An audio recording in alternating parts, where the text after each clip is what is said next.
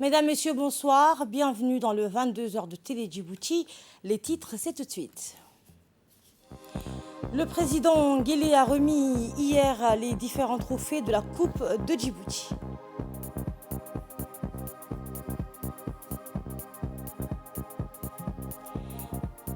Et le Real Madrid a remporté hier soir sa 14e Ligue des Champions aux dépens de Liverpool.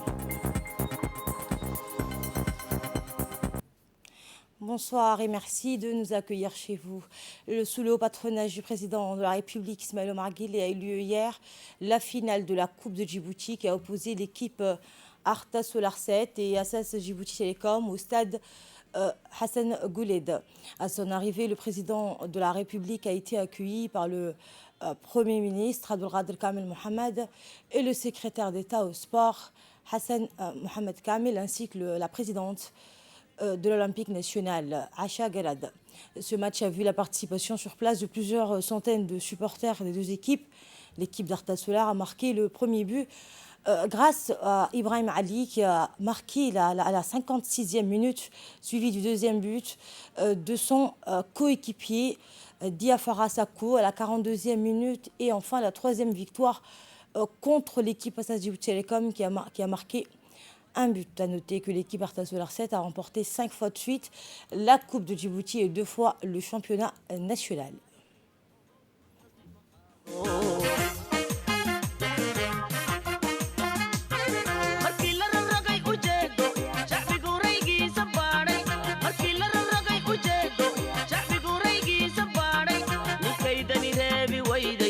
Rabi wa abagele,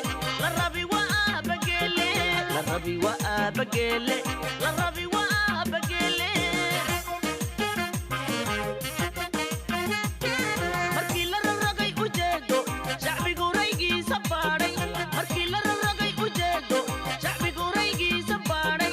Ninkaydani reebi wayday, la rabi wa abagele, la rabi wa abagele, la rabi wa abagele, la rabi wa abagele.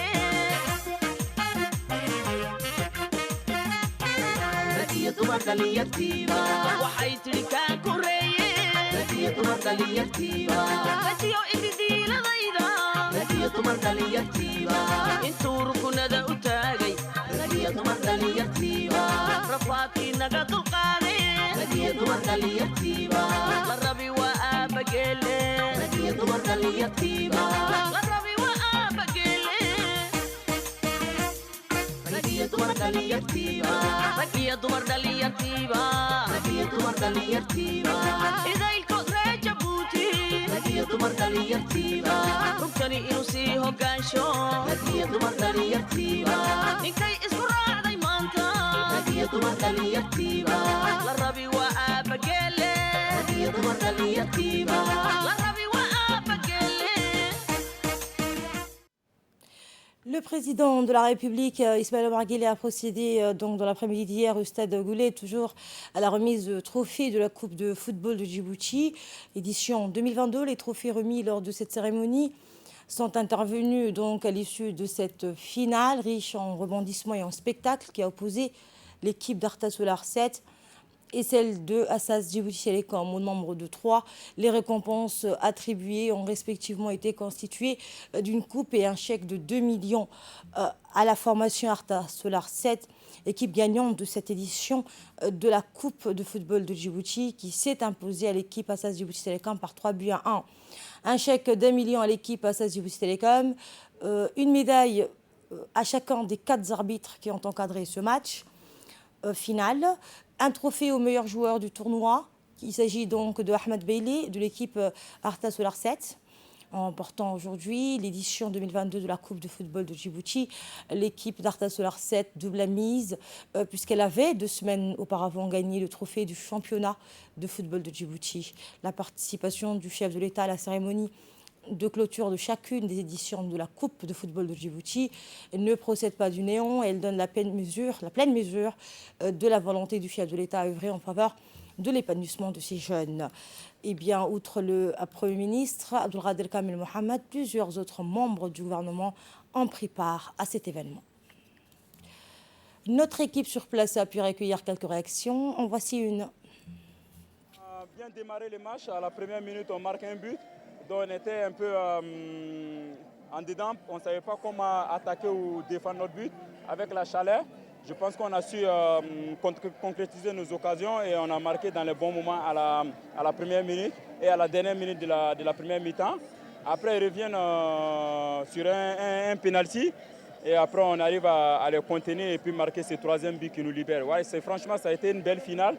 Je pense qu'on a montré un beau football, un beau visage du football djiboutien. Voilà, je suis très très content et c'est Djibouti qui gagne ce soir. Le ministre des Affaires étrangères, Mohamed Ali Youssouf, a représenté aujourd'hui le président de la République à la 16e session extraordinaire de la conférence des chefs d'État et de gouvernement de l'Union africaine, portant aujourd'hui sur le terrorisme et les changements anticonstitutionnels du gouvernement en Afrique. À Malabo, en Guinée équatoriale, le ministre était accompagné d'une importante délégation. Cette 16e session extraordinaire examine la situation du terrorisme et les changements anticonstitutionnels des gouvernements en Afrique, comme mettant l'accent sur la réponse robuste, l'approfondissement de la démocratie et la sécurité collective. Voici à présent le discours prononcé par le ministre des Affaires étrangères à cette occasion. De plus en plus de victimes sur notre continent. La menace s'étend chaque jour un peu plus. Depuis 1999, l'OUA et l'Union africaine ont déployé des efforts considérables pour endiguer ce fléau. Les stratégies, les cadres juridiques et les mécanismes ont été mis en place à cet effet. Les missions militaires et sécuritaires font œuvre utile, mais la tâche reste ardue. Djibouti, à travers l'ATMIS, la mission restructurée, s'emploie à apporter sa contribution en Somalie. Cependant, nous restons convaincus que les actions militaires et sécuritaires doivent être renforcées. Bien évidemment, l'approche globale et holistique dans la lutte contre ce phénomène reste un passage obligé. Toutefois, notre délégation souligne l'importance d'une opérationnalisation effective des forces africaines en attente. La création d'une cellule continentale antiterroriste avec des moyens conséquents s'impose à l'heure actuelle. Excellences, Mesdames et Messieurs, notre continent est sans aucun doute le plus touché par ce fléau. Aux grands mots, les grands remèdes, dit-on.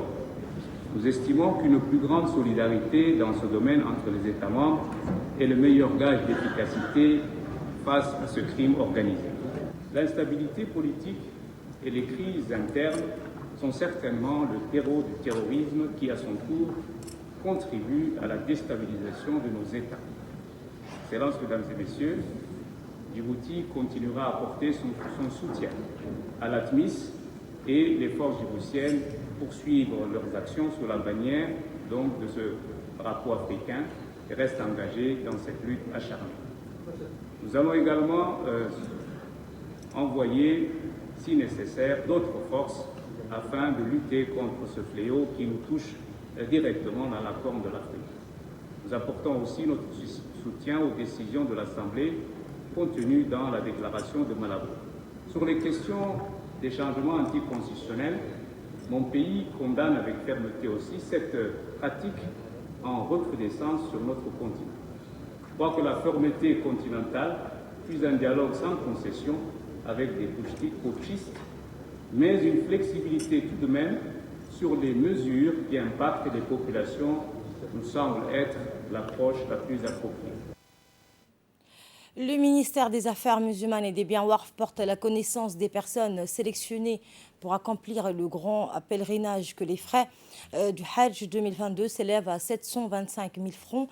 Le pèlerin doit se présenter à la direction des Affaires musulmanes selon les dates suivantes. Pour le premier arrondissement, le 30 mai prochain.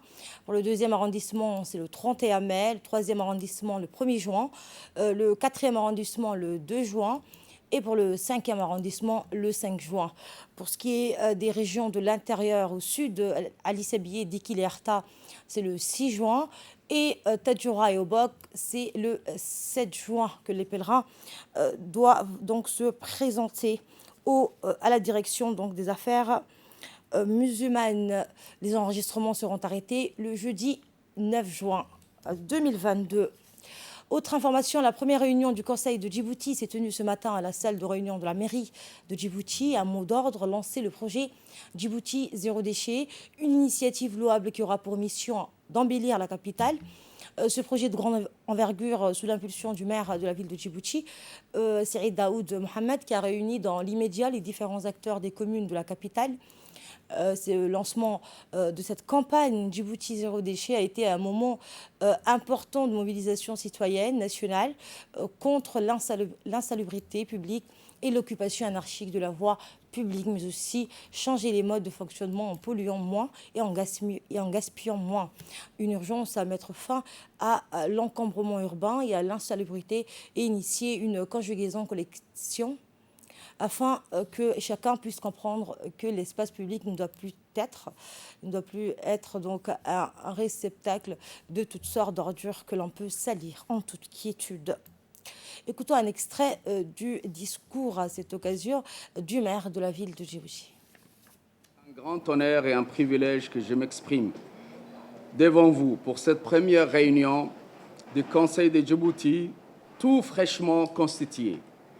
La confiance que la population de Djibouti vient de nous accorder est porteuse d'un message symbolique et clair.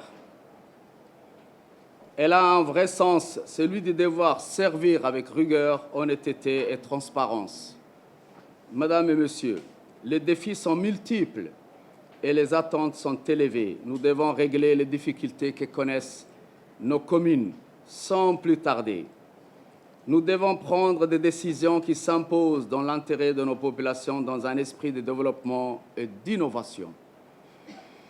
Exercer au mieux nos fonctions d'élus, c'est disposer une réelle capacité d'écoute, de l'esprit de dialogue et de la disponibilité pour nos concitoyens.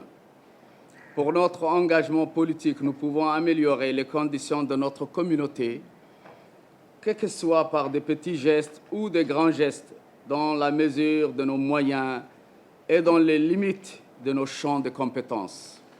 Il est urgent d'éveiller une grande prise de conscience de la gestion écologique, transversale et rationnelle de la problématique des déchets.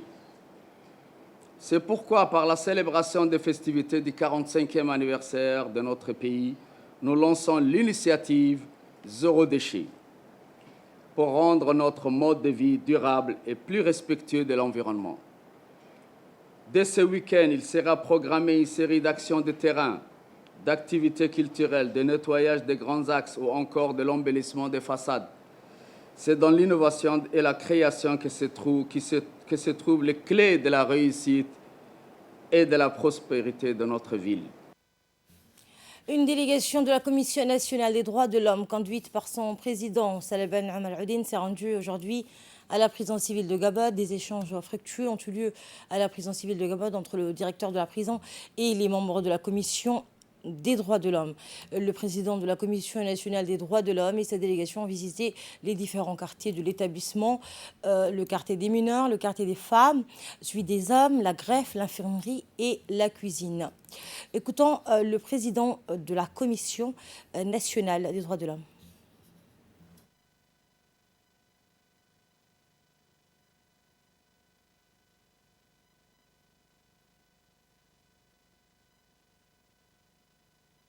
C'est une visite que nous avons l'habitude de faire régulièrement, plusieurs fois dans l'année.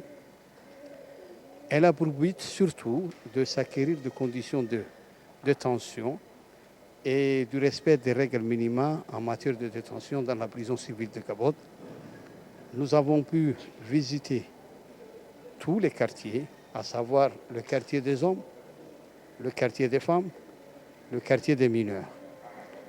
Nous avons recueilli les doléances des détenus, telle est notre mission d'ailleurs, et nous avons depuis plusieurs années l'habitude de faire compléter un questionnaire anonyme où on n'aimait pas le prisonnier, le nom du prisonnier. Ce questionnaire anonyme nous permet ensuite de faire des statistiques sur les conditions de détention et surtout pour que les prisonniers ne se sentent pas un peu sous la pression des gardes pénitentiaires. Nous avons pu par la même occasion constater qu'au niveau de la pharmacie, il y a suffisamment de médicaments à la disposition des détenus. Nous avons aussi vu que la greffe était bien tenue et qu'il est même informatisée. Et nous avons constaté aussi que la cuisine et le stock de vivres étaient bien tenus. L'objectif donc de ces genres de visites est de s'informer sur les conditions de détention des prisonniers en général et des détenus vulnérables en particulier. À la une également, une journée citoyenne a été organisée hier au quartier 7 sous l'égide du président de la commune de Bel'as, Abdelkader Iman. L'objectif était d'embellir le quartier général de la commune de Bel'as. Ces travaux patriotiques effectués par les membres de la commune de Bel'as avec le soutien des jeunes et femmes de la commune et en collaboration avec l'association SOS Environnement. Des opérations de nettoyage donc ont été effectuées au siège de la commune au 2e arrondissement afin d'enlever les poubelles et repeindre les trottoirs. Les actions entreprises dont le cadre de cette journée était des tâches de nettoyage en plus du ramassage des détritus à l'intérieur du 2e arrondissement comme aux environs s'ajoute la peinture renouvelée des murs, les réparations. Le président de la commune de Bel'as a remercié tous les participants à cette journée patriotique. Quartier de la ville de Djibouti. Auparavant, ex-maire, oui, mais avec le nouveau maire, c'est pour la première fois. Voilà. Voilà, exactement. Prise de contact d'environnement, c'est-à-dire deux quartiers, d'une association et des élus qui sont présents actuellement ici. Autres travaux patriotiques, cette fois, c'est le mouvement des jeunes une et indivisible en collaboration avec la municipalité de la commune de Belbala et le VD, organisé hier dans la zone du PK12, la deuxième étape de l'opération solidaire sur le thème « Mon acte patriotique pour la propriété de ma ville ». L'objectif est de renforcer l'engagement citoyen des jeunes et des femmes à travers des actions de salubrité de façon spécifique. Il s'agit de susciter un engagement citoyen des jeunes et des femmes autour de la salubrité. Ensuite, renforcer le brassage entre les jeunes et femmes d'une même commune et attiser l'esprit du travail d'intérêt général au sein d'eux et contribuer à la réduction des maladies liées à l'insalubrité, mais aussi de les sensibiliser sur la promotion du civisme et du patriotisme.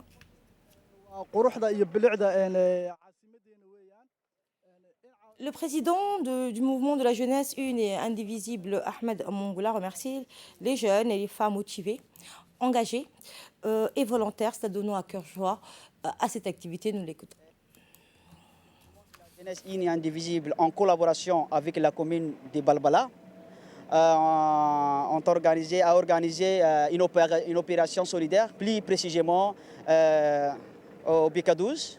Donc aujourd'hui, nous avons à nos côtés les jeunes, les femmes, le conseil des quartiers de Balbala, mais aussi la voirie qui est à nos côtés et qui collabore avec nous pour nettoyer et, et pour rendre propre et regardable l'agent du BK12. Donc l'objectif de cette opération vise à renforcer l'engagement citoyen des jeunes à travers des actions de salubrité, vise à renforcer aussi l'esprit de solidarité, l'esprit d'équipe, vise à renforcer aussi les brassages entre les jeunes de différentes communes de notre capitale.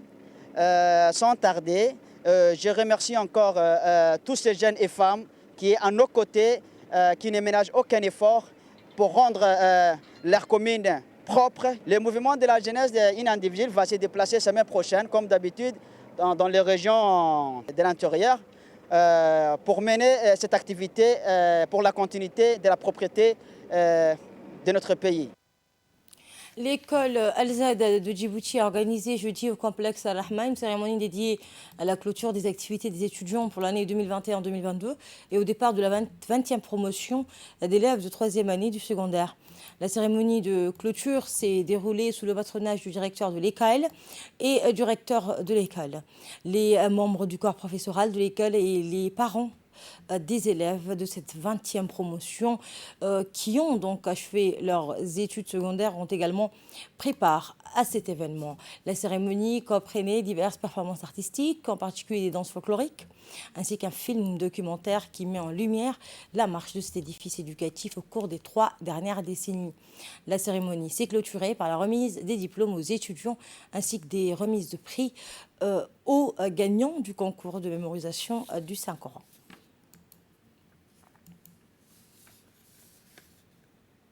Le Real Madrid a remporté la 14e Ligue des champions de son histoire en battant Liverpool 1-0 au terme d'une finale dont le coup d'envoi a été retardé de plus de 30 minutes hier au Stade de France. Le seul but donc de la rencontre a été marqué à la 59e minute par le Brésilien Vinícius. Le Real Madrid remporte donc sa 8e finale des Ligues des champions consécutives.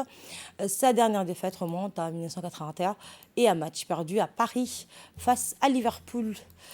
C'est ainsi que prend fin cette édition de l'information. Merci de votre aimable attention. Très bonne suite des programmes sur Télé Djibouti.